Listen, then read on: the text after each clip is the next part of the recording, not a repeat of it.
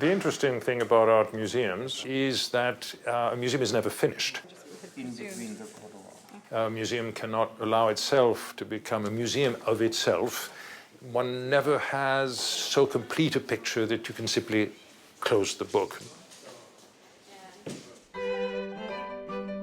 During his 31-year tenure as director of the Metropolitan Museum of Art, Philippe de Montebello, the Met's 8th and longest-serving director, guided the acquisition of more than 84,000 works of art. What is important in putting together the great encyclopedia of art that is the Met is that we not fall into the trap of merely filling gaps with representative examples.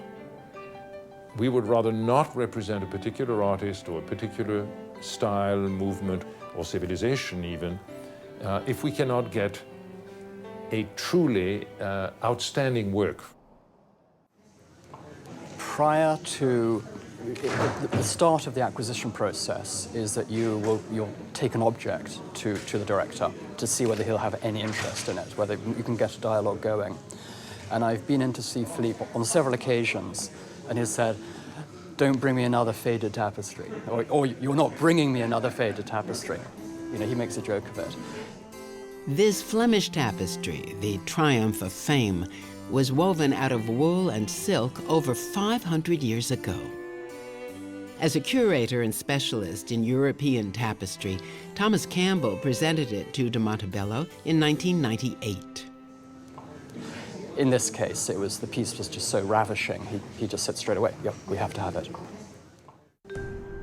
There are acquisitions sometimes where the object of our desire doesn't seem to be quite as compelling or as lyrically beautiful as others. Some of those objects can be tough, but they all have tremendous character, as this one does, a kind of a demon figure dating back to the 3rd millennium BC, that's 5,000 years ago, from Mesopotamia, and a very strong presence. It also is of enormous rarity.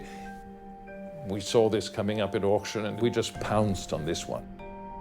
Not quite 7 inches tall, this ancient power figure with his horned head, bird of prey cape, muscular limbs, and confident stride was created just as the first cities in world history were emerging, in the cradle of civilization, today's southern Iraq.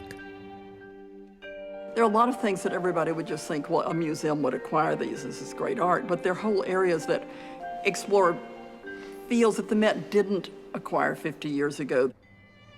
This is not a validation of my ability to recognize something. It is the validation of the ability and the living ability of great objects to continue across the millennia to express, to convince, and to touch us.